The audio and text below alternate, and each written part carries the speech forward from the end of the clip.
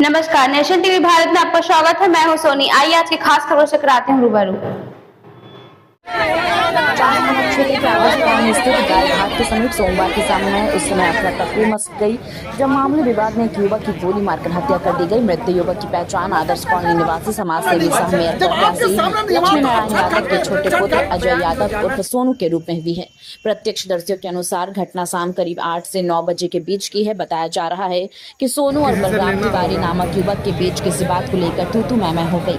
विवाद के कुछ देर बाद बलराम तिवारी अपने कुछ साथियों के साथ गाय घाट स्थित शिव मंदिर के पास पहुंचा, जहां सोनू अपने दोस्तों के साथ खड़ा था। इससे पहले ही सोनू को समझ पाता बलराम तिवारी ने पिस्टल निकालकर उस पर 3 से 4 राउंड फायरिंग कर दी। फायरिंग में सोनू को 3 गोलियां पेट में लगी है, जिससे वह गंभीर रूप से घायल हो गया है। आनन फानन में स्थानीय लोगों की मदद से उसे बोकारो जनरल अस्पताल BGH लाया गया है, जहां डॉक्टरों ने उसे मृत घोषित कर दिया। घटना की सूचना मिलते ही चास थाना पुलिस मौके पर पहुंची और पूरे क्षेत्र को घेराबंदी कर जांच शुरू कर दी है।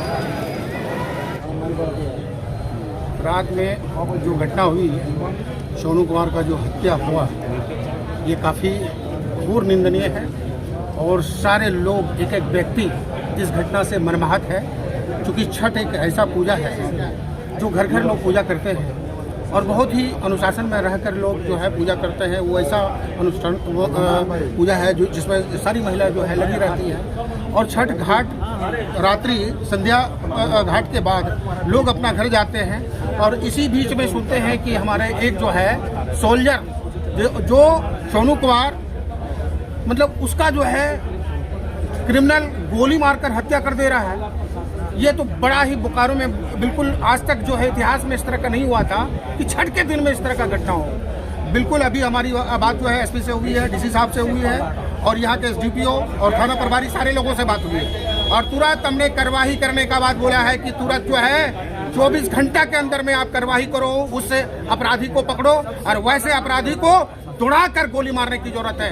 वैसे अपराधी जो है बोकारो में रहेगा तो निश्चित रूप से माहौल खराब हो रहा है। और पूरे बोकारो में जिस तरह का देख रहे हैं कि अब आए दिन जो घटनाएं घट रही है, निश्चित रूप से हम लोग बीच में भी बैठकर हम लोग बात किए थे DC साहब से, SP साहब से कि ये सब पर अंकुश लगनी चाहिए और इस तरह का घटना घट गई, ये काफी दुखद है। और निश्चित रूप से पीड़ित परिवार के साथ सारे लोग हैं और यह बहुत ही अत्यंत दुखद घटना हुई। क्या मान रहे हैं कि जिस तरह से पुलिस बल की तैनाती होती है छठ घाटों पर, सुरक्षा का पुख्ता इंतजाम होते हैं और एक अपराधी पिस्टल लेके घूम रहा है, कहीं ना कहीं पुलिस विफल है। देखिए ऐसा है कि जो हर घाट में पुलिस प्रशासन एकदम चौकस थी, लगी हुई थी, लेकिन जब अर्घ दे के जब दलिया वापस जाता है तो सारे लोग अपना घर चल गए और उस बीच में कुछ लड़के वहां थे, तू में हुआ और उसी पर कोई गोली चला दे रहा।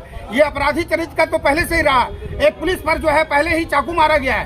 क्योंकि निश्चित रूप से ऐसे व्यक्ति को जो है ताड़ीपार करने की जरूरत है। ऐसे व्यक्ति को बोकारो से निश्चित रूप से पकड़ने के बाद उसको काउंटर करने की जरूरत है। और सिर्फ वही नहीं है, अनेकों इस तरह का है अपराधी चरित्र के लोग, अनेकों हैं जो रोड में घूम रहे हैं, जो पहले से भी जो पुलिस पर हमला कर सकता है। आप समझ रहे हैं, फिर तो जमाने पर हमला किया ना।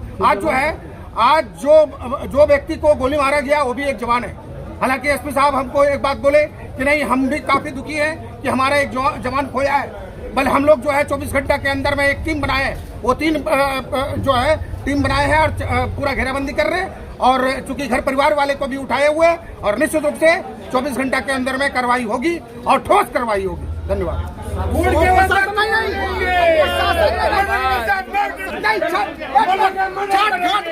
छठ घाट में प्रशासन मौजूद था। छठ घाट में प्रशासन मौजूद था, प्रशासन में गश्ती लगा हुआ था और प्रशासन के सामने ही हत्या हुआ है। ये गहराई हटाएगा जब SP साहब हमारा पास आएगा, हम लोग गहराई हटाएंगे। जब तक वो नहीं आएंगे तब तक हम लोग यहाँ से हिलेंगे नहीं, यही हम लोग को जब तक सर नहीं आएगा हम लोग यहाँ से नहीं हटेगा। हम लोग को जवाब चाहिए। शांति से आके चाहते मिलने की, तो हम लोग गहराई नहीं करना चाहता। हर साल हम लोग गहराई नहीं करना चाहता। हर साल नहीं चाहता। आज मर्डर हो रहा है, हर साल मर्डर हो रहा है। पिछला साल भी मर्डर हुआ, पिछला साल भी मर्डर हुआ, उसका पहले भी साल मर्डर हुआ। चलो वहाँ आग लगाएंगे। आग लगाओ चलो क्यों हो रहा सर? कोई सुनवाई चास थाना खुश नहीं है, चास थाना कार्रवाई से कुछ नहीं हो रहा। अगर ये होता तो आज ही साल हम लोग गिराई नहीं करता। पिछला साल भी लड़का दे दिया था, उसने पिछले साल भी दे दिया था। हर साल मर्डर क्यों हो रहा? जब प्रशासन में ताकत रहता है, इतना हिम्मत होता है लोगों का। ठीक है, कर लीजिए पीछे, बोला पीछे करो। बताइए क्या मतलब आश्वासन मिला, लोग क्या बोले? लोग बोले अरेस्टिंग का, हम लोग अरेस्टिंग की तरफ कार्रवाई कर रहे हैं और त्वरित कार्रवाई होगा, अरेस्टिंग भी होगा। पहचान हो गई है? पहचान हो गई। क्या लग रहा है, प्रथम दृष्टया क्या मान रहे हैं? वो आपस में विवाद हुआ और विवाद होने के कारण ऐसा हुआ। जो मारा उसका क्या नाम है और क्या आपराधिक इतिहास रहा है उसका? जो मारा उसका नाम है बलराम तिवारी उर्फ अंकित तिवारी। आपराधिक इतिहास पहले वो जेल जा चुका है, सिटी थाने से भी और चास थाने से भी। हाँ, 307 के केस में जल गया वो। पुलिस पर भी चाकूबाजी का आरोप था उस पर? हाँ, आरोप था। पुलिस आगे क्या कर रही है? आगे छापामारी कर रही है, अरेस्टिंग की तरफ जो भी कार्रवाई होता है कर रही है। लोगों ने कितने घंटे का अल्टीमेटम दिया है, जिस तरह से अभी वार्ता हुई आपकी? लोगों ने अल्टीमेटम दिया है और उन लोग का जो अल्टीमेटम है उसके अनुसार हम लोग काम करेंगे। चास पुलिस पर लोगों का विश्वास बना रहे, उसके लिए क्या काम करेंगे? जिस तरह से आक्रोशित लोग हैं, छापामारी हो रहा है, कार्रवाई होगा, तो गिरफ्तारी जल्द होगी। गिरफ्तारी होगी। ठीक। मैंने कि जो किया है उसको हम तुरंत गिरफ्तार करेंगे 48 घंटा के अंदर। पुलिस काम कर रही है? और पुलिस काम कर रही है कि नहीं कर रही है 48 घंटे बीतने के बाद ना पता चलेगा। कितना दुखद घटना, छठ में ऐसा घटना घट के जाता है। ये तो भगवान जान रहे होंगे, चाहे ऊपर वाला जान रहे होंगे, हम लोग क्या जानेंगे? हम लोग तो इससे आप है, इससे हम हैं। जी ठीक है। 48 घंटे में कार्रवाई नहीं होती है तो आगे क्या? आगे का कार्रवाई फिर होगा, जो भी आगे का आप लोग आपस से बैठ के निर्णय लेके जो भी कार्रवाई वो करना करेंगे। बाद हम लोग थाना घेराव करेंगे।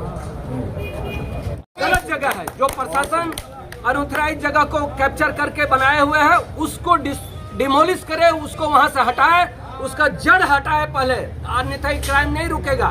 क्योंकि उसको कमाने खाने का रास्ता मिला हुआ है। वो उस जगह में अनऑथराइज काम करता है, जुआ खिलाता है, गुंडा तत्व को बैठाता है।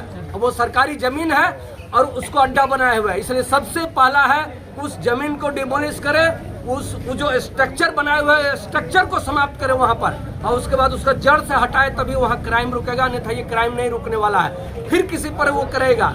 पुलिस को मारा, हमारे जवान को मारा और फिर किसी आम नागरिक को मारेगा ही मारेगा। इसलिए उसके जड़ को हटाइए, अनऑथराइज्ड जगह को डिमोलिश करके हटाइए, उस स्ट्रक्चर को हटाइए ताकि उसका वहां से रोजी रोटी उजड़ सके। अन्यथा ये क्राइम नहीं रुकेगा, ये तय है।